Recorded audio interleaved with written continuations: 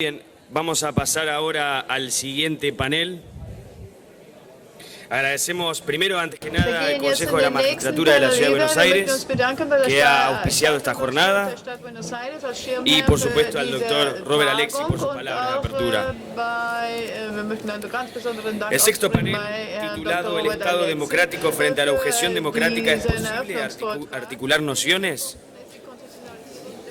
Ahora van a exponer los siguientes doctores: Alberto Dallavia, presidente de la Cámara Nacional Electoral, doctor en Derecho, profesor titular de Derecho Constitucional UBA, presidente de la Asociación Argentina de Derecho Constitucional, miembro del Instituto Iberoamericano de Derecho Constitucional y de la Academia Internacional de Derecho Comparado, autor de más de 20 libros y de más de 200 artículos publicados en temas de Derecho Constitucional y Ciencia Política.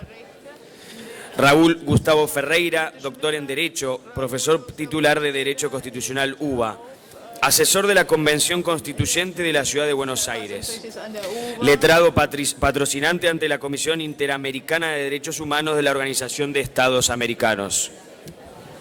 Néstor Sagues, doctor en Derecho, especialista en Justicia Constitucional, profesor emérito UBA, miembro de las Academias Nacionales de Derecho y Ciencias Sociales y de Ciencias Morales y Políticas de Buenos Aires y de Derecho de Ciencias Sociales de Córdoba, lo es también de la Academia Interamericana de Derecho Internacional Comparado.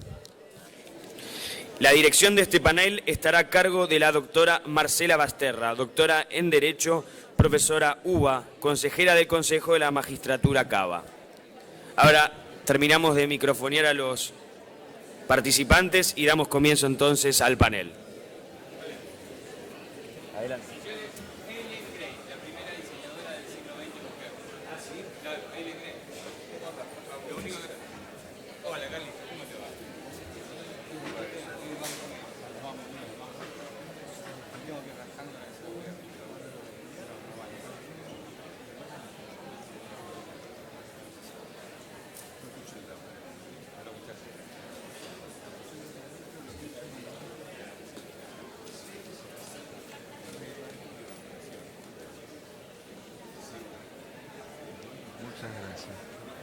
No sé cómo hacemos. No tiene ningún problema. Así que esto ya está. Sí. Perfecto, ahora voy a poner lo mío entonces. Allá. ¿Listo? Gracias, Carlito. ¿Esto está encendido ya? ¿Te puedo dar esto? Ese. Quiero preguntarle a Néstor. Sí, no sé, estaba, me vino a ver el otro día, ¿viste? Me tocó el timbre y quién era abrir la puerta. Sí. Néstor.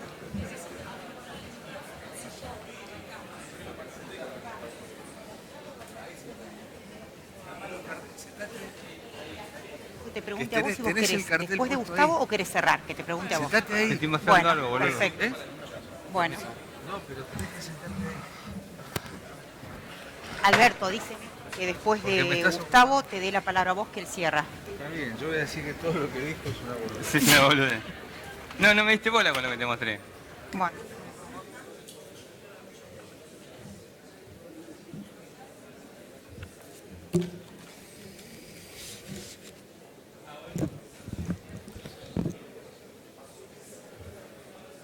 Marce, con esto hablamos directamente, se escucha todo así.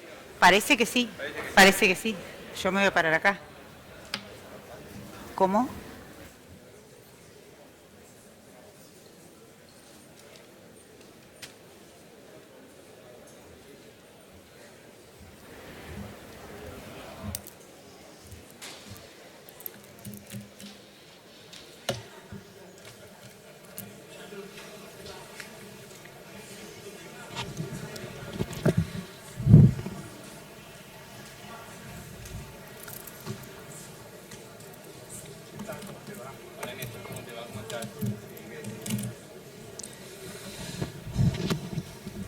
Bueno, buenos días a todos. Quiero agradecerles que nos acompañen a todos los queridos colegas aquí presentes y quiero agradecer fundamentalmente la invitación a participar de tan importante evento y sobre todo a compartir un panel y abrirlo con tan distinguidos constitucionalistas, además de los más prestigiosos constitucionalistas de Argentina y de América Latina, además que para mí son grandes amigos. Bueno, el tema que vamos a abordar ahora es uno de los temas que en este momento más se encuentra en discusión, o uno de los grandes temas del derecho constitucional. Y no porque la discusión no tenga larga data, porque la podemos situar, si queremos, en el siglo XVIII, más fuertemente en el siglo XIX, pero el tema que nos ocupa es el Estado democrático frente a la objeción democrática. Esto que tanto hablamos y a veces nos preguntamos qué es el hecho de que los jueces controlen la constitucionalidad si no implica un poder contramayoritario y en detrimento de los intereses del pueblo. Como punto de partida, me gustaría decir dos cositas fundamentales, y es lo siguiente. En el siglo XIX, fundamentalmente, y hasta mitad del siglo XX, a mi entender, la centralidad del Estado estaba básicamente fundada en la organización del poder y en la división de poderes, estaba ocupada en eso. A partir de la mitad del siglo XX y felizmente hasta la actualidad está la estructura del Estado más centralizada en el desarrollo de los derechos fundamentales y las garantías. Y si bien podemos encontrar muchos argumentos y todos muy válidos para fundamentarlo, creo que obedece a dos razones fundamentales esto. Una, porque después de los totalitarismos y los abusos a derechos humanos que se habían dado antes, durante y después de la Segunda Guerra Mundial, es como que los estados tomaron conciencia que la protección de los derechos fundamentales solamente del derecho interno no tiene la misma entidad o no era suficiente frente a la posibilidad de una red más amplia, más abarcativa de protección de derechos de carácter regional. Por el otro lado, por el modelo de expansión progresiva de los derechos que se ha operado felizmente en las últimas décadas. De manera tal que esto entonces, si bien digo y reitero, la discusión viene de larga data, esto ha vuelto a poner en el tapete la discusión acerca de no solamente quién es el último intérprete de la Constitución, quién debe tener la última palabra en dicha interpretación, sino cómo lo hace, quiénes los hace y qué características tienen. Básicamente, para plantear el problema, digo, hay dos posturas fundamentales o dos posturas que están como reñidas, y es lo que acá nos preguntamos en este panel, y cada uno de los expositores profundizará o sobre alguna línea o traerá cuestiones nuevas al respecto.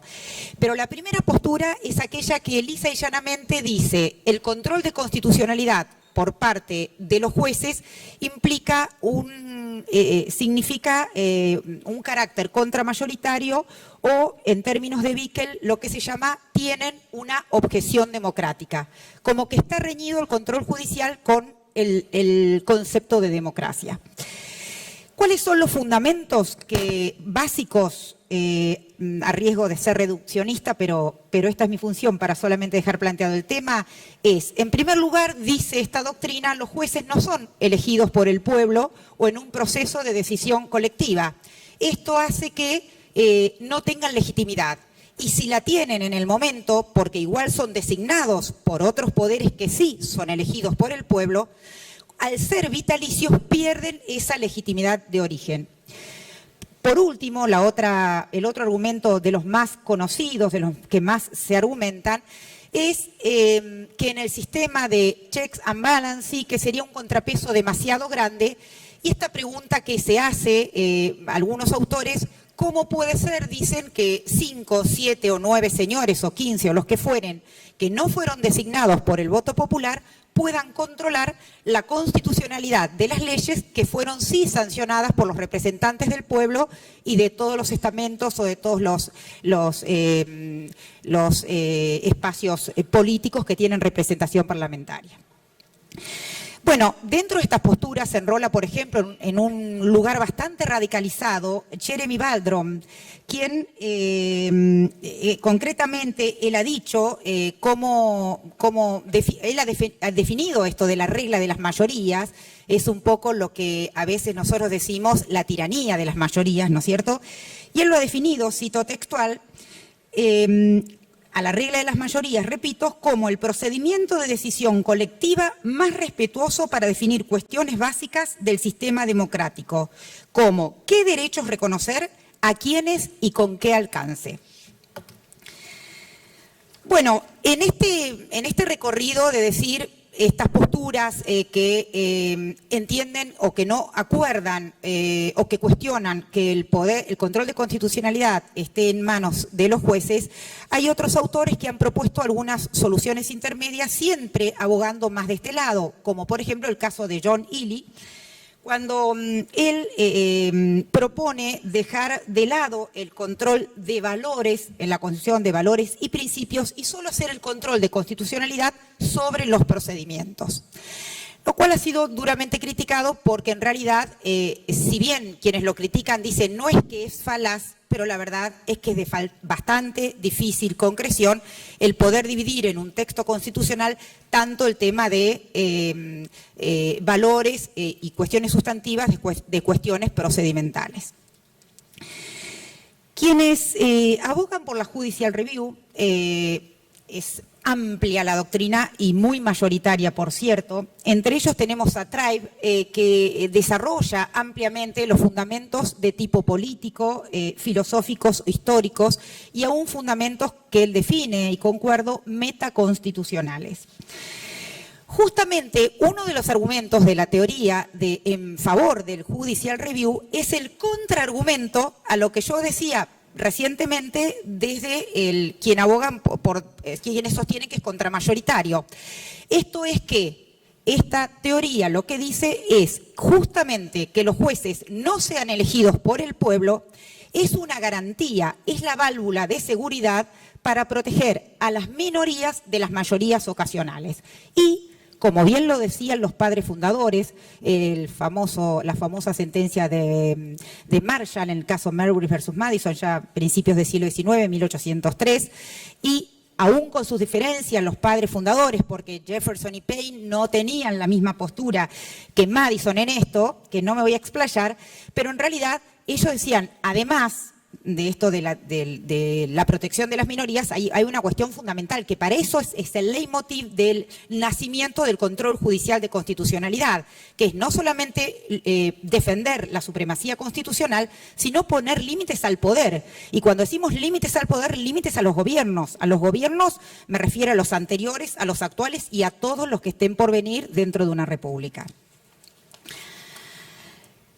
Actualmente, y tratando de un poco conciliar esta tensión entre democracia y constitución, tenemos algunos trabajos bastante exhaustivos, por solo citar algunos, se ha escrito mucho últimamente de este tema, pero son muy importantes, me parece, el de Holmes, el de Elster y el de Ackerman. Ellos en realidad hablan de una posición intermedia y dicen, entre los defensores del constitucionalismo fuerte, esto es el control de constitucionalidad de la constitución sustantiva más garantías jurisdiccionales, y el no constitucionalismo o constitucionalismo mínimo en el que se enrola Jeremy Baldrom, dice, hay un punto intermedio y proponen algunas soluciones. Por ejemplo, dicen definir un coto mínimo de presupuestos en resguardo de las minorías, establecer una justicia constitucional que permanentemente dialogue con los otros poderes y, por último, lo que ellos sugieren, que las constituciones no tengan mecanismos tan rigurosos de reforma en cuanto a mayorías especiales. Bueno, para concluir y dejar planteado el tema, me parece que esto también hoy lo traemos a colación hoy, porque todo esto, si bien, reitero, se está discutiendo desde hace muchos siglos, y la prueba de que no tenemos una doctrina pacífica es todo lo que está pasando en la realidad político-jurídica de América Latina, no solamente de Argentina, es que lisa y llanamente hoy se está desarrollando en nuestro continente esto que se ha denominado, se ha dado en llamar constitucionalismo popular. Que lisa y llanamente lo que te plantean es que la Constitución pertenece al pueblo y no a los jueces. Esta teoría, entre otros, ha sido muy defendida por Tushnet, quien directamente aboga por la abolición del control de constitucionalidad judicial y cita como ejemplo, para él son válidos, aplicados a América Latina, ¿no? El caso de Inglaterra y de Holanda. Y otros de los radicalizados también en estas posturas más recientes está Kramer, cuando él en realidad lo que dice es otorgarle la facultad de control de constitucionalidad a una corte o a un tribunal especial que no ha sido elegido por el pueblo, es dejar la interpretación de los derechos en manos de una élite, y eso es contrario a la democracia.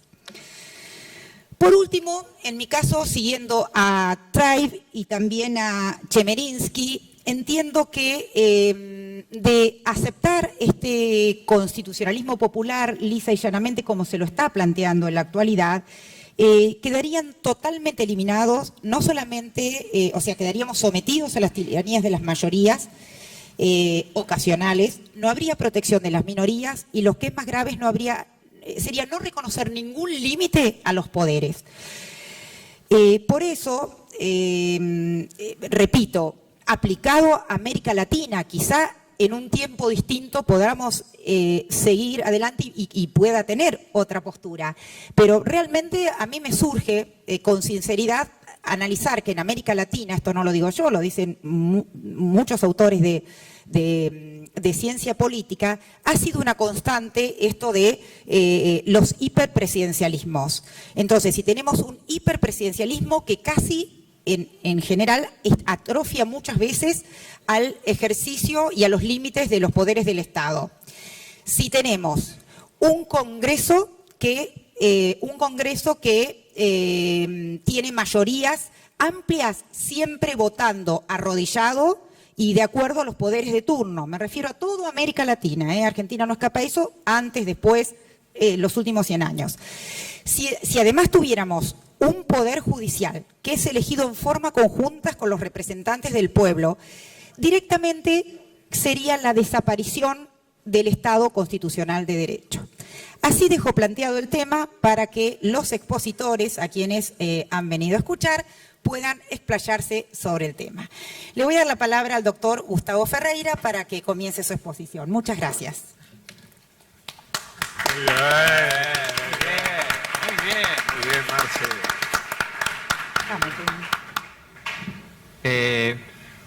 Bien, muchísimas gracias a todos ustedes. En primer lugar, mi agradecimiento a todos los organizadores y en particular el hecho que yo esté acá presente es porque soy amigo de Carlos Balbín, no hay otra razón, es él quien me invitó. Y como Marcela habló de tantas cosas, yo voy a tratar de ir dando vueltas en relación de las construcciones más ortodoxas y más dúctiles que existen en la creación de los humanos. Se ha dado una casualidad, por ejemplo, que Néstor y Alberto estén sentados en 2 sillones de la primera diseñadora, la primera arquitecta del siglo XX, me refiero a Eileen Gray, que fue una de las más grandes dibujantes, diseñadoras, danesa y francesa, y que es una casualidad. Y yo me siento incómodo realmente, porque me gustaría estar sentado en el sillón de Eileen Gray y no en un Le Corbusier tamaño 2. Así que eso es una... ¿Cómo? Pero mirado con quién estás. Sí, claro, estoy sentado al lado de Marcela, pero bueno. Pero Marcela porque vino ahora, terminó de hablar.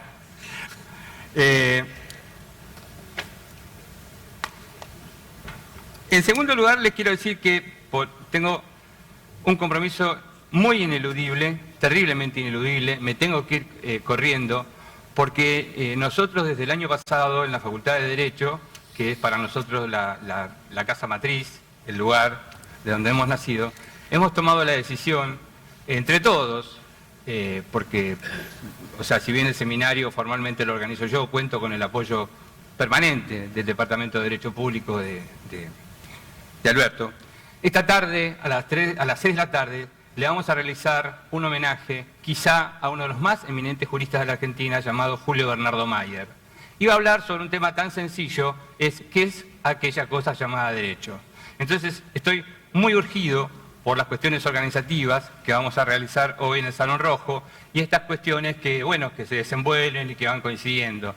El año pasado nos referimos a Heberle, nos referimos a Ferraioli, nos referimos a Vidal Campos, nos referimos a Valadez, en fin, hacemos todo lo posible. Así que, en ese sentido, lo mío va a ser muy corto, va a ser muy breve y trataré de que no sea irrespetuoso. Sí adelanto, que si bien es cierto que me gustan mucho los sillones de Glenn Gray, yo no comparto básicamente las posiciones ni de Néstor ni de Alberto. Entonces voy a tratar de distinguirme de la mejor manera posible, con la mayor cortesía posible, cuáles son mis puntos de vista en relación al tema al que vamos a desarrollar. Hay una dificultad muy importante, que es la siguiente. Próximamente, el día que mi editor, como todos los editores, ustedes saben, no tienen tiempo, tome la decisión, publique mi último trabajo. Mi último trabajo no trata sobre el Estado democrático, sino que trata sobre el Estado constitucional en América del Sur. Le he hecho el comentario al colega Juan Corbalán, que no tengo el gusto de conocerlo, y para que me trataran de explicar cómo era este tema de la objeción democrática. Yo voy a hacer lo posible para adentrarme a estas cuestiones. Hola Juan, ¿cómo te va? Mucho gusto. Es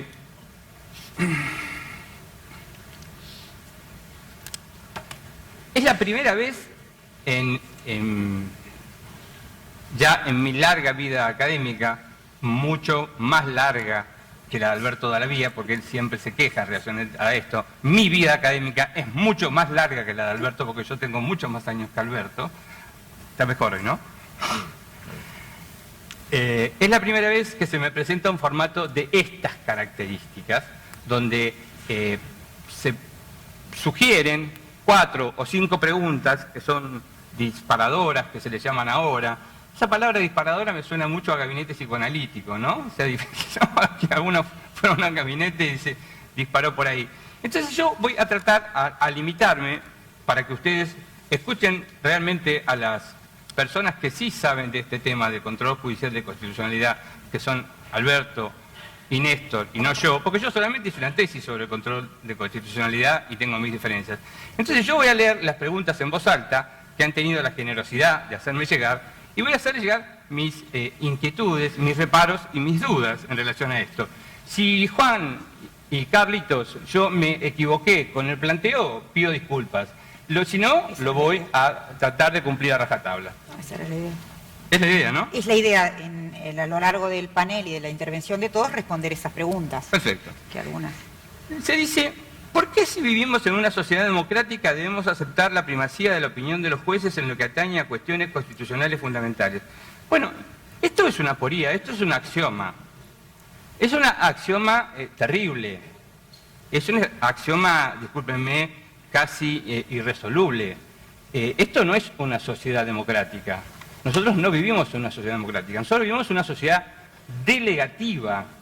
Son sociedades de tipo delegativa que son primas muy lejanas de sociedades representativas, donde en algunos momentos somos todos llamados a votar, levantamos la mano, ejercemos nuestros derechos políticos y después un líder a la providencia lleva adelante un proyecto político.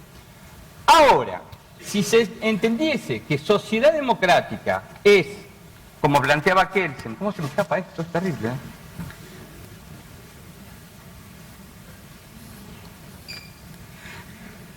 Si sociedad democrática es la que planteó Kelsen en la página 26 de la Teoría General del Derecho y del Estado, cuando él decía que sociedad democrática era aquella en la que cada individuo se lo individuaba y podía participar activamente en la formación, mantenimiento y desarrollo de un orden jurídico, diríamos, bueno, sí, en ese sentido viviríamos en una sociedad democrática. Entonces, a esta parte del interrogante lo dividiría en dos.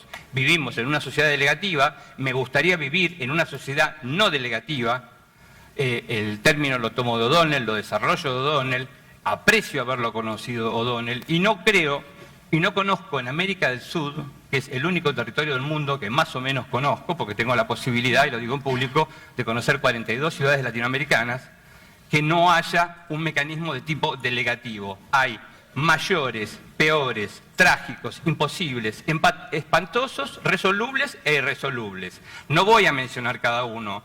Esto forma parte de la mejor ficción o de la biblioteca de Babel que cada uno de ustedes quiere ir armando en su cabeza. En la segunda parte de la misma pregunta, también se dice la primacía de la opinión de los jueces en lo que atañe a cuestiones constitucionalmente fundamentales. Francamente, yo no entiendo la pregunta. Honestamente, se lo digo con sinceridad. O sea, en la Argentina, por ejemplo, vivimos, por suerte, más de 40 millones, y es una sociedad que se ha construido, que tiene una cosmogonía, una cosmología, precisamente a partir de la integración. Y pensar que la organización comunitaria reside en la persona de los jueces, a mí, francamente, desde el punto de vista epistemológico, me da pánico. Desde el punto de vista ontológico, me da terror. Y desde el punto de vista nociológico, no lo puedo entender. Así que creo que he tratado de responder de manera suficiente a la primera pregunta. Paso a la segunda, que plantean también con gran elegancia. Y dice: ¿por qué la rama del poder menos democrática, en tanto no elegida directamente en sus miembros, ni podemos removerlos cuando estamos en desacuerdo con ellos, puede derrotar a las ramas que se encuentran bajo nuestro control? Bueno, esto parece, francamente, parece escrito por Erdosheim. Sí, parece escrito por Erdosheim realmente, que se los aconsejo a todos. Dentro de poco va a estar en la TV pública, vienen los 7 locos y los vamos a ver. ¿Cómo derrotar?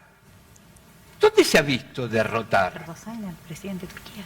¿Dónde se ha visto que la derrota forme parte de la convivencia? Si precisamente la Constitución es el único instrumento que conocemos para la convivencia, para los procedimientos de la paz, resulta que yo la voy a derrotar a ella, y él me va a derrotar a mí, y él me va a derrotar a mí.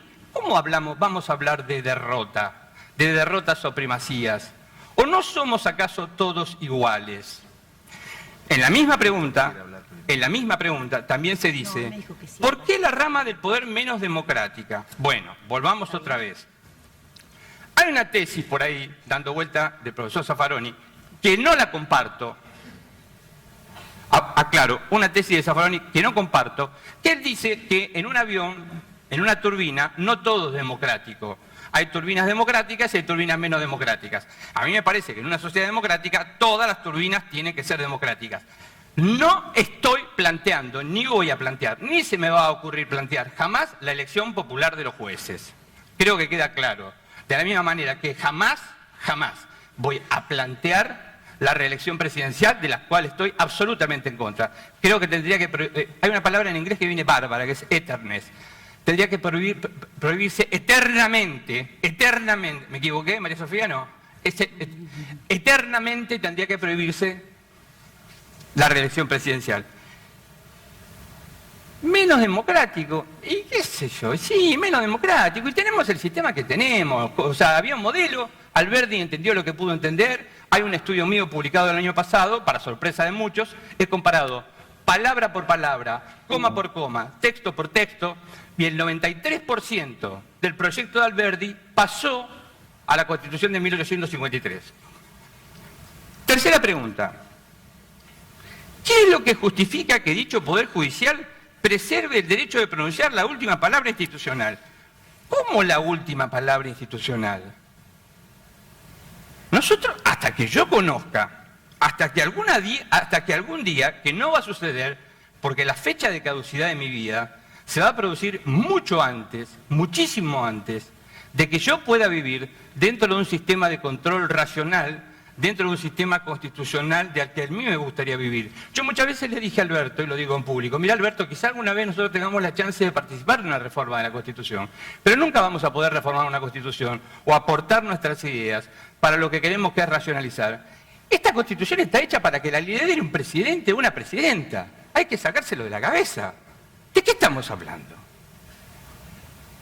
¿O alguien ha visto en 162 años de historia que esto lo lidere el presidente de la Corte Suprema, el presidente del Senado o el presidente de la Cámara de Diputados. Algunos me dirán, estoy completamente loco. Bueno, dirán que estoy completamente loco. Me gustan los colegiados, me gustan las cosas colegiadas, me gustan conversar. Entonces, si las cortes pueden ser colegiadas, si los congresos pueden ser colegiados, ¿por qué los ejecutivos no pueden ser colegiados? Claro, porque los suizos son unos estúpidos, totales, absolutamente estúpidos, que tienen un colegiado. Por otro lado, quiero aclararle también al público que hay sociedades muy poco civilizadas en el mundo, pero muy poco civilizadas. Me refiero a Holanda, Dinamarca, Noruega, Islandia, Finlandia, Nueva Zelanda, Australia, que no tienen el desarrollo, o sea, han superado largamente la anomia boba de los argentinos, o sea, quizás viven peor todavía. Esos países viven sin control de constitucionalidad. Entonces, hay países donde solamente se habla de control de constitucionalidad, importamos constantemente todo tipo de teorías. Walras, Tashnet, constitucionalismo popular, constitucionalismo menos popular. La última palabra, hasta donde yo conozco, y nadie me va a acusar porque jamás lo he hecho, porque no soy populista y porque no sostengo la razón populista, sino porque sostengo en la razón de la mayoría y en el respeto del coto vedado de los derechos fundamentales. La última palabra la toma el electorado. Y si el electorado dice que hay que acribillar a todos los negros, eso es una locura y no lo vamos a hacer de ninguna manera. Entonces no puedo ver esta pregunta, no la puedo entender correctamente. Paso a la cuarta pregunta que dice: ¿por qué han de ser los jueces quienes deciden de forma discrecional el significado de cuestiones especialmente controvertidas, pronunciando la última palabra incluso frente al legislador? Bueno, yo les voy a contar a ustedes ahora el capítulo de Argentina 2016 y 2017. Quizá les pueda contar también el 2018. Mira qué suerte. Sí, es una suerte. Orangel. Parezco Orangel. Me presento como Orangel. Sí. Se ha dado una característica muy peculiar. Y algunos van a decir, Ferreira vino acá a defender a toda la legislación del gobierno. No vine a defender toda la legislación del gobierno. Dije que hay políticas públicas del gobierno que han sido muy bien hechas. Y que el gobierno lo que debía haber hecho era una reforma constitucional si realmente quería, porque una ley se modifica con una ley y todos los que estamos acá presentes sabemos que es mucho más difícil reformar una constitución. Entonces, si a cada ley que se vota en el Congreso, los perdedores, los perdularios, van corriendo a los tribunales a pedir una medida cautelar, y sucede, no se ofenda a ninguno de mis amigos de los jueces de la Ciudad de Buenos Aires que están acá, que son verdaderos legisladores no en ciernes, sino que son legisladores en actividad permanente. Sí, porque ustedes creen que son legisladores, entonces legislan constantemente. Esto está dividido. La actividad del Estado es crear y realizar el derecho, y para eso hay tres funciones: administrar, legislar y juzgar, y se terminó. Sin embargo, todo esto está completamente trastocado, absolutamente trastocado. Y si pierdo YPF, me voy a Congreso. Si pierdo medios, me voy a Congreso. Si pierdo esto, me voy a Congreso. Entonces yo me pregunto, si esto sucedió en los últimos 10 años, y no soy futurólogo y no soy meteorólogo constitucional, no hago meteorología constitucional, ¿alguien puede imaginar que a partir del año que viene suceda algo distinto? ¿Que aquellos que pierdan las votaciones en el Congreso no vayan al Poder Judicial? Todo es inconstitucional, todo está en contra de la Constitución. La Constitución, ¿qué es? Una maraña de sabiduría irrepetible, una hazaña hecha por personas que jamás vamos a representar. No, es un instrumento que tenemos para la convivencia. Entonces también, en este punto, marco mis diferencias y mis consensos. Voy al último punto para cerrar la exposición. Dice lo siguiente: ¿cómo es posible permitir que los tribunales descalifiquen las leyes parlamentarias con el argumento de que su opinión violan lo dispuesto en el texto constitucional? ¿No es esto regresivo más que progresivo desde un punto de vista democrático? Pero claro, no tengo la menor duda. No tengo la menor duda, mire. Yo tuve una conversación, por suerte, privada, y en italiano, con el profesor Gustavo Zagrebelsky. Y yo le dije en la Corte Constitucional de Italia a Gustavo Zagrebelsky, que es un acérrimo defensor del control de constitucionalidad y tiene una obra vastísima sobre el control de constitucionalidad, le dije, mire, profesor, yo lo respeto muchísimo también. Lo respeto muchísimo, pero yo quiero que usted, el día que usted me demuestre que el método de agregación de preferencias de los jueces para decidir las cuestiones jurídicas es distinta a lo de los legisladores, yo me convierto a la Judicial Review. Mientras tanto, me quedo con el teorema de Condorcet. Hay un señor llamado pobrecito Condorcet, así terminó Condorcet, terminó mal con la revolución, que se le ocurrió, fue la primera persona que sugirió algunas ideas en relación a la agregación de las preferencias. Y el que saca más votos es el que gana. ¿Y cómo han sido todos los votos de nuestra última Corte Suprema? 4-3, 5-2, 5-1, 6-1. ¿Cuál es la diferencia? Que hay, objetivamente, hay argumentos. Y con esto sí voy a terminar. Hay algo de lo que estoy cada día más convencido. Que la naturaleza no necesita controles. Y todo lo que hacemos los seres humanos sí necesitamos controles. Porque no hay nada de lo que hagamos los humanos que no necesite algún tipo de control. Yo estoy de acuerdo con algún tipo de control judicial, pero no este tipo de control judicial desquiciado, donde se controla absolutamente todo en cualquier lugar y sin someterlo en la próxima elección al referéndum del electorado. Que les quiero decir que no es una idea mía y tampoco es una idea de un revolucionario jacobino, porque es una idea del profesor Jorge Vanossi de hace más de 30 años. Si no van a decir, no, claro, lo que pasa que viene porque le dijeron de ayer. No, es una idea de Vanossi. La naturaleza se controla sola. Llueve, cae granizo, se producen terremotos, se producen desgracias. Y todo lo que hacemos nosotros lo tenemos que controlar. Yo estoy muy contento de haber disfrutado estos minutos con ustedes, de que me hayan invitado, de que me hayan padecido, y les pido disculpas a todos, sobre todo a vos, Alberto, porque me tengo que ir, a vos, Marcela, también porque me tengo que ir, y sobre todo al maestro Néstor porque me tengo que retirar. Muchísimas gracias por la paciente atención.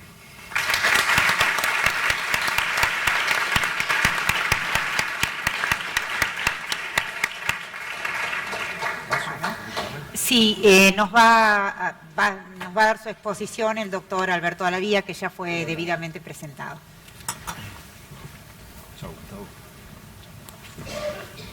Me disculpas, ¿no? sentarse acá. Como quieras. Suerte, ¿eh? Gracias. No es afán de protagonismo Alberto que prefiere, me pare ¿no? acá, ¿Esperes acá o sino querés que desde Sí, esos doctor. sillones muy lindos no veo a un sector del auditorio por la pantalla que está colocada ahí. Yo pido disculpas de no haber traído un texto elaborado, pero hasta hace 3 días creí que hablaba de otra cosa. En el programa salía democracia participativa y democracia deliberativa en este panel. Me lo aclaró la doctora Basterra días atrás y lo pude hablar con el doctor Gallego Fedriani. Entonces, pido disculpas por no haber traído un texto elaborado, lo voy a hacer después. De todas maneras, la introducción de la moderadora, de la doctora Basterra, ha sido tan detallada y tan importante como seguramente lo va a ser la exposición del doctor Sagüesa, así que ustedes van a quedar satisfechos con la exposición. Ya van a ser 100 años, estamos en tiempos de aniversario. En 1920, Alexander Wickel escribía The Last Dangerous Branch, La Última Frontera, el libro que cuestionaba el carácter contramayoritario de la Corte Suprema de los Estados Unidos. Desde entonces, como sabemos, los debates en la doctrina estadounidense son interminables, todavía persisten. ¿Quiénes son the 9 all black men para arrogarse la última palabra en materia de libertad, igualdad y seguridad de las personas? La objeción contramayoritaria, acá se le ha puesto la objeción democrática, Sobre esto han corrido ríos de tinta y siguen corriendo, afortunadamente, si no, ¿qué haríamos los constitucionalistas? Muchas de estas cuestiones han tenido respuestas. La doctora Basterra refirió alguna de ellas. John Hart Ely, en un libro Democracia y Consenso, Democracy and Distrust, hace algunos años, dijo: los jueces no tienen por qué controlar el contenido de las decisiones, pero sí tienen que controlar que el sistema democrático funcione. Tienen que encargarse de que los procedimientos funcionen. Algo ya había dicho Wessler años atrás cuando criticaba la teoría de los valores en la Corte de los Estados Unidos. Hubo muchas críticas a la Corte Warren, en la época de Kennedy, cuando la Corte fue muy activista en materia de derechos civiles. Entonces, ¿hasta dónde deben llegar los jueces? Algunos son más conocidos por nosotros. Ronald Working, que estuvo en la Facultad de Derecho hace unos años, acá en Buenos Aires, ya había escrito Los derechos en serio y propuso cambiar una suerte de constructivismo democrático que hiciera que los jueces tuvieran que participar de los valores que compartía la mayoría de la sociedad en un Estado democrático. Esto en el marco de un debate que también todos nosotros conocemos, y es si tiene que haber self-restraint, si tiene que haber activismo, si hay que seguir una interpretación, en Argentina diríamos estática o dinámica, si tenemos que seguir la letra de los padres fundadores o no. El debate es muy extenso y es bien conocido, pero yo creo que muchas respuestas, como los que nos pasa muchas veces a los juristas, que encontramos fórmulas complejas y muy exóticas para explicar cosas ya muy conocidas y muy tratadas a lo largo de la historia. A veces me sorprende la propensión que tenemos los juristas a eso, a aplicar toda una ingeniería para explicar lo que ya conocemos. Y en esto tenemos la historia. La historia y la historia del constitucionalismo explica la realidad. Y lo explican Hamilton, Madison y Jay en las lecturas del federalismo, en la lectura décima y en las posteriores. A lo que ellos tuvieron temor fue a la tiranía de las mayorías expresada en los parlamentos. Y la historia lo que ha demostrado es que se han violado más los derechos por los abusos de las mayorías en los parlamentos o por los abusos dictatoriales y autoritarios de los poderes ejecutivos que por los poderes judiciales. Simplemente la historia nos remite a esto. Cuando en la lectura 69 del federalista Hamilton dice que el poder judicial no tiene ni la bolsa ni la espada, y dice: los ciudadanos no tienen que temer nada del poder judicial, pero tienen que temerlo todo de la unión del poder judicial con cualquiera de los otros dos poderes. Y sobre esto creo que la historia nos registra el asambleísmo francés, nos remite a algo se ha hablado recién. Ferreira mencionaba Condorcet, pero bueno, podemos recordar también a Robespierre y a los jacobinos.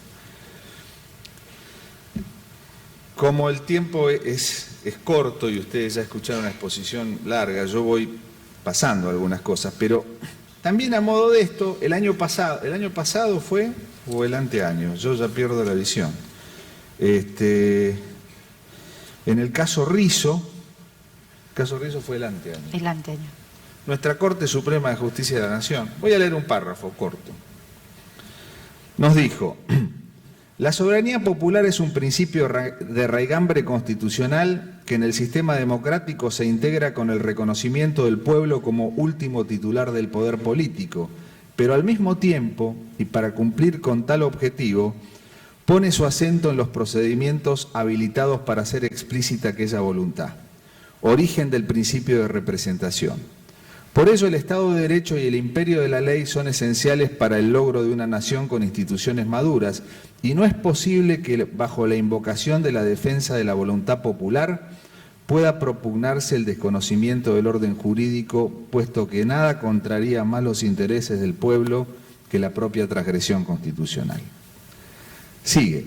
La doctrina de la omnipotencia legislativa que se pretende fundar en una presunta voluntad de la mayoría del pueblo es insostenible dentro de un sistema de gobierno cuya esencia es la limitación de los poderes de los distintos órganos y la supremacía de la Constitución. Si el pueblo de la nación quisiera dar al Congreso atribuciones más extensas de las que le ha otorgado o suprimir alguna de las limitaciones que le han impuesto, lo haría en la única forma que él mismo ha establecido al sancionar el artículo 30 de la Constitución. Entre tanto, ni el legislativo ni ningún departamento del gobierno puede ejercer lícitamente otras facultades que las que le han sido acordadas expresamente o que deben considerarse conferidas por necesaria implicancia de aquellas. Y sigue, lo dijo la Corte en el caso Rizzo, donde el tema no era exactamente la objeción democrática, pero era un tema vinculado, indirectamente vinculado. Hay muchas aristas que se relacionan con esto. Se relaciona la politización de la justicia, la judicialización de la política, se relaciona hasta dónde los jueces pueden llegar o hasta dónde no pueden llegar. Fíjense que originariamente la Constitución de los Estados Unidos, que es en la cual nosotros abrevamos, tuvo una posición muy estricta en materia de autorrestricción de los jueces. Y las cuestiones políticas no justiciables, por ejemplo, eran materia no corriente. Lo pongo como ejemplo porque yo soy juez electoral y si hubiera seguido esa doctrina, hoy no sería juez. Tuvimos que llegar también a mediados del siglo pasado para que en Baker versus Carr, la Corte de Estados Unidos dijera, no es el rótulo político. ¿Qué haríamos los jueces si no pudiéramos actuar en cuestiones políticas? ¿Quién defendería los derechos políticos de los ciudadanos? ¿Creemos que lo haría legítimamente el Congreso? Mi experiencia es que cuando el Congreso resuelve cuestiones de carácter política o electoral, generalmente lo hace por conveniencia política agonal. Nos toca todo el tiempo. Entonces, estas cuestiones creo que sí merecen una luz también, como bien señaló la doctora Basterra, no solamente en la definición del papel democrático de los jueces, sino también en el ámbito del debate actual. Dijo la doctora Basterra que hoy se habla de un constitucionalismo populista. Creo que este es parte de nuestro problema también, y creo que fue parte de nuestro problema en el caso Rizzo. No decirlo creo que sería escondernos detrás de nuestra realidad. Muchos países de la región pasan por los modelos de democracias autoritarias o modelos electivos, pero donde el desarrollo de ideologías de carácter populista lleva a la idea, me gustaría discutir esto con Ferreira, pero lamentablemente se fue y no puedo debatir con él, pero la idea de que el único titular de la soberanía o de en quien está realmente representado el pueblo es en el Poder Ejecutivo o en los poderes políticos. Debate que otra vez nos remontaría a Kelsen y a Carl Schmitt, pero que vuelve a plantearse. Laclau, en La razón populista, dice palabras más o palabras menos, alguna cuestión similar. Cuando un liderazgo democrático encarna una revolución en ascenso, es hasta un prejuicio de carácter formal pretender inclusive la limitación de ese poder. Hay que dejarlo que continúe. Por supuesto que en ese contexto el Poder Judicial no es nada más que un grupo reaccionario de la oligarquía, como lo es el Congreso también, de sectores tradicionales también. No es momento de refutar largamente a Laclau, creo que eso nos llevaría más tiempo, pero sí decir que Sartori, cuando escribió sobre los populismos en América, cuando Gino Germani escribió sobre los populismos en Argentina ya por los años 50, los describió de una manera distinta. Cuando escribió sobre el populismo, sobre el varguismo, pensó en determinados movimientos que buscaban la igualación social, pero sin la pretensión de erigirse en modelos políticos. Hoy tenemos la idea de ciertos populismos como modelos políticos. Y a la crítica de que las hegemonías eran racionales, que se basaban nada más que una relación entre el líder y la masa, Laclau responde, responde en La razón populista, que hay muchos elementos irracionales que explican la relación del líder y la masa, no solamente tienen que ser posiciones racionalistas, y por lo tanto el populismo podría ser también una forma política parecida al liberalismo y al socialismo. No voy a explicar ahora las razones por las cuales no comparto ese racionamiento, son muchas las razones por las cuales no comparto, pero sí es un hecho de que estas posiciones han tenido mucha difusión y que sobre esa difusión hay un prejuicio sobre los jueces que no son elegidos por el pueblo y que además toman decisiones que por ser minoritarias no representan en una sociedad democrática la legitimidad. Simplemente algunas notas como para dejar abierto la discusión. Creo que, en primer lugar, perdemos de vista cuál es el ámbito, y con esto voy contestando no todas las preguntas que contestó Ferreira, sino la principal que nos hacen en este panel, y es cómo podemos articular la relación de la objeción democrática con un modelo democrático, cómo podemos buscar articular esa decisión. Mi primera respuesta es obvia, es una respuesta aristotélica, es justicia conmutativa versus justicia distributiva. Los jueces no cumplimos el rol de los parlamentos porque no sancionamos normas con carácter general, resolvemos casos.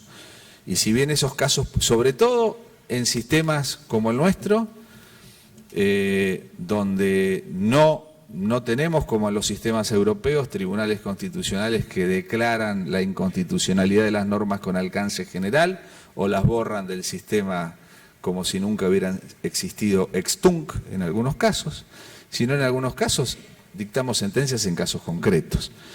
Es decir, en términos aristotélicos, la función judicial es conmutativa y no distributiva. En segundo lugar, porque el profesor Alexi, que nos acaba de dar una lección magistral, pone el punto sobre algo que me parece que es la esencia de todo esto, y con esto tampoco estoy descubriendo nada, y es la forma en que los jueces resuelven. Me parece que tal vez el punto a profundizar y a desarrollar en una sociedad democrática tiene más que ver con las decisiones judiciales que con el origen del Poder Judicial en su propia esencia. El origen, lo dijo Ferreira, no sé si para fundamentarlo, pero también es una verdad sabida, es que la democracia no es solamente el sistema de las mayorías, la democracia es también un sistema para convivir con las minorías. John Stuart Mill lo decía en otras palabras, si la democracia fuera solamente un sistema absolutamente mayoritario, sería populismo moral. Si la democracia es un sistema para tomar decisiones mayoritarias, pero no para que la mayoría le imponga a la minoría cómo tiene que vivir, alguien tiene que proteger el derecho de las minorías, y ese alguien tiene que ser neutral de esas minorías. Pero además, sí creo que en el tema del razonamiento y en el tema de la decisión nosotros podemos encontrar el camino. Y creo que buena parte de las preocupaciones del debate de la doctrina y de las escuelas judiciales pasan por ahí. Y en eso la recuperación de la idea de certeza en la decisión. La Corte Suprema de Estados Unidos es un tribunal que tiene composición política, tiene jueces republicanos y tiene jueces demócratas. ¿Pero por qué tiene prestigio? Y posiblemente por la forma en que decide. Se quejaba Ferreira también, lamento no poder discutir con él, por qué algunas decisiones se toman por votaciones 5-1 o 6-1.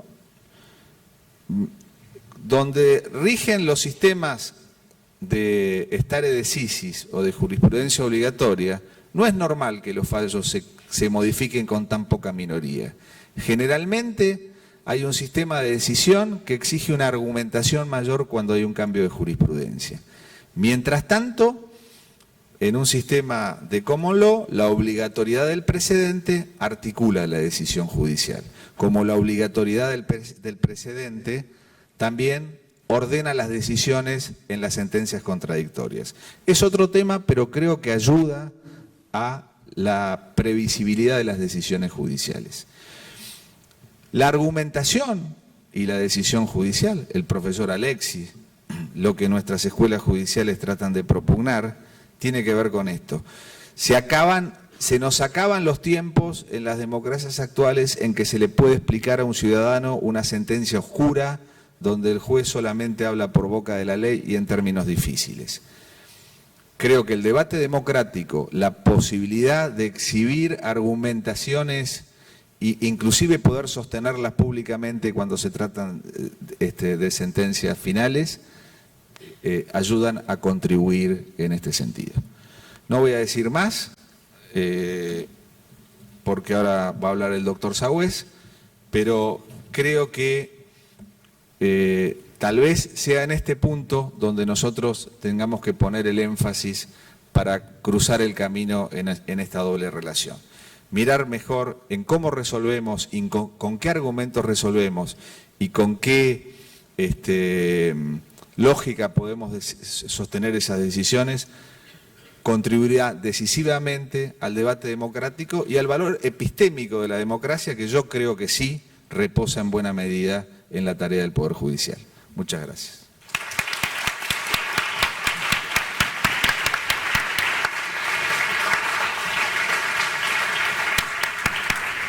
Bueno, va a cerrar el panel el maestro Néstor Sagüez. Néstor, tenés la palabra donde te sientas más cómodo. Maestro, me parece que no está conectado. Sí, sí. ¿Se escucha? No, no se escucha. No, no se escucha. Me hablo de ahí entonces, no hay problema. Sí, ¿te sentís cómodo hoy? ¿O sí ahora? Bueno. Hola. Hola. Ah, perfecto, me parece algo más clásico, pero bueno. Muchas gracias por la invitación que he recibido. Es un gusto compartir el panel con los otros dos colegas y con una presentación tan brillante de la doctora Basterra, después de la cual solo me parece restaba aplaudirla e irnos. Ay, pero bueno, quiere. Algo hay que decir. Creo que para desinflamar un poco el debate, vamos a tratar de comprender al constitucionalismo popular o populista, o como se lo quiera llamar, que nace, sí, en el escenario estadounidense. Voy a tomar al respecto un hecho y 3 fotografías que nos demuestran que el problema no es en nada nuevo, es bastante viejo. En 1803, la Corte Suprema de los Estados Unidos saca el gran conejo de la galera constitucional. Los jueces, todos los jueces, pueden inaplicar las normas que ellos juzguen como inconstitucionales. Bueno, eso se puede ver como un enorme paso en adelante en favor de la supremacía de la Constitución, por un lado, en parte es así, pero por otro, era una regla, una norma, porque al final el derecho consuetudinario lo transforma en norma, importantísima, que no estaba prevista en el texto de la Constitución norteamericana y que no está previsto en el texto de la Constitución norteamericana. Y además había que tener en cuenta que en la Convención de Filadelfia se habían rechazado 8 sistemas de control de constitucionalidad de las leyes. Es decir, que era algo muy innovador, algo muy creativo, para decirlo francamente, y para quienes no compartían la tesis, una invasión de competencias constituyentes por parte de la Corte Suprema. Las respuestas nos hicieron esperar, y acá vienen las fotos. Vamos a tomar 3. Una, poco después de la sentencia Marbury versus Madison. Es la llamada revolución jacksoniana, inspirada por un presidente de los Estados Unidos, Andrew Jackson. Aquí va a haber una suerte de revancha contra el Poder Judicial en base a 2 mecanismos, 2 dispositivos que tendían a domesticar a esta judicatura que había inventado el control de constitucionalidad. El primer dispositivo es: los jueces van a ser electivos, y el segundo dispositivo, los jueces van a ser nombrados por periodos determinados, no muy largos, 7, 5, 4 y hasta 2 años en algunos estados. Es una fórmula auspiciada desde las más altas esferas del Poder Federal que prolifera y se divulga en una enorme cantidad de estados de la Unión Norteamericana. Hoy son solo 16 los que siguen esas pautas. Pero Jackson no consigue que esta propuesta, que esta iniciativa se plasme en el orden federal. En el orden nacional, la designación de jueces sigue sin participación popular en tales métodos de reclutamiento de magistrados. Una segunda foto la vamos a tomar en 1905, Constitución de Colorado. Esta vez auspiciada, defendida, intentado divulgar por Teddy Roosevelt, uno de los 2 Roosevelt presidentes de los Estados Unidos. La propuesta es, bueno, ya que no podemos cambiar en el orden nacional, no podemos cambiar el método de designación de jueces, tratemos de someter sus últimas decisiones, sus últimas sentencias, al veredicto popular, al veredicto electoral, aclaremos. La Constitución de Colorado de 1905 autoriza a un 5% de los ciudadanos a solicitar un referéndum sobre el valor de una ley del Estado si es que la Corte Suprema del Estado la declaró inconstitucional. Es decir, aquí hay un arbitrio popular, el cuerpo electoral se transforma en juez definitivo de la constitucionalidad de las normas locales. Un aporte interesante. ¿En qué termina el aporte? Solo en Colorado. No se divulga en el resto de los estados, no se divulga en el orden nacional. La tercera fotografía va a ser más reciente, es desde 1950 y algo hasta nuestros días. El germen está en la obra de Hunt, donde propone quitarle a los jueces el control, quitarle expresamente el control de constitucionalidad, porque afirma la asunción hecha en esos roles en 1803 no es constitucional. Es decir, impugna las bases del sistema, pretende dinamitar la autoridad judicial para evaluar la constitucionalidad de las leyes, argumentando que eso es un supuesto que no está contemplado y por lo tanto que está tácitamente rechazado por la Constitución Federal. Y luego vienen las distintas argumentaciones del constitucionalismo popular que ya han sido descritas y que transitan sobre todo por procurar anestesiar, procurar disminuir, procurar erosionar el vigor de las decisiones del Poder Judicial en materia de control de constitucionalidad. Sería algo así como jibarizar la doctrina del control de constitucionalidad, si me permiten una comparación tan poco elegante ni agradable. Esto es, que los jueces, si hacen control de constitucionalidad, que lo hagan poco en ciertas cuestiones procedimentales, o que si lo hacen tengan en cuenta los reclamos sociales, las aspiraciones, las creencias comunitarias traducidas en la llamada Living Constitution, en la Constitución viviente, o en la tesis de Esser de que los jueces dicten sentencias con consenso, ya que no tienen legitimidad de origen, porque no son electos popularmente, que tengan al menos legitimidad de ejercicio con sentencias con apoyo popular. O, si no, finalmente, la guillotina, es una alegoría, claro está, o la silla eléctrica, que sería la propuesta de Kramer de expulsar a los jueces de la Corte Suprema que dictaran sentencias que tuvieran rechazo comunitario mediante, como digo, el impeachment o sea el juicio político. Muy bien, termino con las fotos, voy a aterrizar en el contexto, en el paisaje constitucional argentino, con estas pautas, estas pinceladas que hemos descrito. La idea es advertir que nuestra Constitución tiene en este escenario reglas diferentes y pautas distintas a la estadounidense, no obstante que coinciden mucho. No tiene, o tenemos nosotros mejor dicho, un artículo 22 que declara que el pueblo no delibera ni gobierna sino por medio de sus representantes y autoridades creadas por esta Constitución. Esto da al Poder Judicial un sustento importante, no es una regla inventada, está tomada de la Constitución francesa de 1791. Allá el problema era el rey. El rey era el titular del Ejecutivo, la Constitución del 91. El rey no había sido electo, por supuesto. ¿Cómo era un funcionario en actividades a lo que debía estar sometido el Poder Constituyente? Pues precisamente porque el Poder Constituyente disponía que había autoridades no electivas con el mismo rango que tiene en las autoridades electas, es decir, que jurídicamente se encuentran en una situación semejante. Esto le provoca a los jueces argentinos una situación nacional, si estoy hablando, un rango muy particular. Un juez federal no tiene por qué sufrir ningún complejo de inferioridad o un complejo de culpa, menos todavía, por no haber sido electo de acuerdo a nuestro, como digo, paisaje constitucional. El segundo dato que voy a tener en cuenta ya no es tan remoto, no me estoy refiriendo a 1853, sino a 1994. En 1994 el constituyente asume, al tratar la acción de amparo, el tema de la revisión judicial de la constitucionalidad de las leyes. Y naturalmente el asunto es desde luego muy importante. ¿Por qué se ocupa el constituyente del 94 del tema de la facultad judicial de declarar la constitucionalidad de las leyes?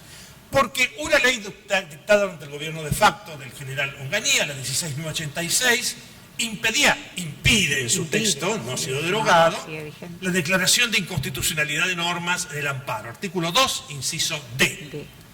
Como respuesta a ese precepto, a esa cláusula, que había provocado enormes rechazos en la doctrina constitucionalista y procesal constitucionalista, el constituyente va a establecer una norma donde explícitamente enuncia la competencia de los jueces para declarar la inconstitucionalidad de las normas, de las leyes, en el juicio de amparo. Pero al hacerlo, el despacho del miembro informante por la mayoría, sobre el cual vota todo el recinto, y en términos mayoritarios, alega que esa facultad del control judicial de revisar conformidad de las leyes con la ley suprema es uno de los pilares del sistema constitucional argentino. Por lo tanto, aquí tenemos un dato muy significativo, no es un dato remoto, es un dato próximo. Simultáneamente, el constituyente de 1994 no solo no plasmó la elección popular de los jueces, sino que perfeccionó el sistema de designación no popular de los magistrados judiciales, siempre estoy hablando del orden nacional, a través del artículo 114, al enunciar los concursos públicos como mecanismo de selección básico, inicial de los magistrados. Esto no debe llamar la atención, era un despliegue del artículo 16 de la Constitución cuando habla de la selección por la idoneidad para los cargos públicos, y es una norma heredera de la Declaración de los Derechos del Hombre y del Ciudadano de 1789, cuando decía que la única excepción a la regla de la igualdad eran las virtudes y los talentos. Es decir, en 1994 tuvimos una convalidación en el orden federal explícita de la elección no popular de los magistrados judiciales y del reconocimiento de la competencia judicial para la judicial review, según además aclaró el constituyente los términos en que ello había sido diseñado por la Corte Suprema. Es decir, una facultad excepcional, una facultad que debe utilizarse como última ratio, que debe respetar el principio de presunción de constitucionalidad de las normas y, por último, que en caso de duda de si una regla es constitucional o inconstitucional, debe votarse o debe considerársela constitucional. Esas fueron las pautas que, por lo tanto, hacen que en el escenario argentino algunas propuestas del llamado constitucionalismo popular estadounidense no tengan andamiaje dentro, insisto, de nuestro contexto. La doctrina del constitucionalismo popular la veo en principio como una doctrina importada y además como algo así como comprar un problema, es decir, algo que no provocaba reacciones fundamentales en nuestro derecho constitucional escrito y tampoco en nuestro derecho constitucional consuetudinario. Simultáneamente hay que reconocer que vivimos un momento especial dentro de nuestra historia constitucionalista, puesto que en ciertos instantes, no siempre felizmente, el Poder Legislativo parece haberse convertido en una fábrica de leyes inconstitucionales. Hablo del orden nacional. Y también un momento donde la arremetida protagonizada por ciertos funcionarios públicos contra determinados magistrados resulta preocupante, violando inclusive directrices de la Corte Interamericana de Derechos Humanos, por ejemplo en la Pix Barbera, cuando indica que las críticas de los funcionarios públicos hacia el Poder Judicial no son convenientes, las críticas públicas, ni hacen nada bueno para la independencia de la judicatura. No obstante esto, de todo puede aprenderse algo. Creo que el constitucionalismo popular puede aportar datos muy positivos. Por ejemplo, que los magistrados no vivan en la famosa Torre de Marfil, que los magistrados tengan en cuenta las sanas tendencias sociales compatibles, siempre que fueren compatibles con el derecho internacional de los derechos humanos, en materia de cómo interpretar o cómo aplicar la Constitución. Al mismo tiempo, el constitucionalismo popular puede servirnos de antídoto contra ciertas exageraciones contemporáneas, algunas de ellas bien intencionadas, pero de todos modos peligrosas, de ciertas posturas, inclusive, insisto, de algún sector del neoconstitucionalismo, que llevan a lo que Prieto Sanchis denominó la omnipotencia del Poder Judicial. Termino mi exposición recordando una anécdota de la semana pasada, cuando tuve que evaluar un trabajo para publicar en una revista jurídica en Chile. El autor proponía directamente reconocer al Poder Judicial como adjudicador de derechos la facultad de emanciparse de la ley. El planteo que formulaba el autor era: ¿debe el juez estar sometido a la ley o la ley debe encontrarse sometida al juez?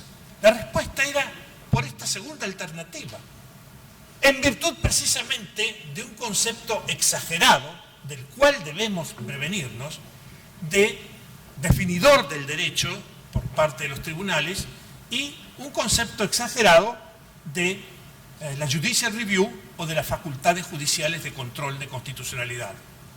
Es cierto que una judicial review exagerada puede restringir y acogotar el ámbito de apreciación de constitucionalidad del legislador.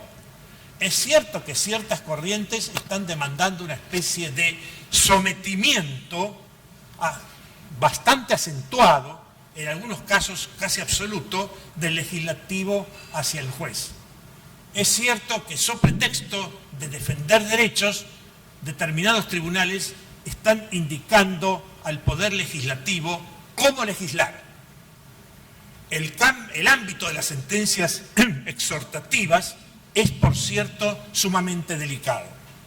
Podemos, en determinadas circunstancias, comprender, entender y hasta aplaudir alguna sentencia exhortativa. Pero debemos distinguir entre las sentencias exhortativas y las sentencias legislativas. Y hay muchas que, disfrazándose de exhortativas, son en verdad sentencias legislativas. En ese sentido, el constitucionalismo popular nos da elementos, nos da material que, insisto, pueden robustecer, pueden encuadrar debidamente la revisión judicial de constitucionalidad a la luz de las necesidades de la sociedad contemporánea. Muchas gracias.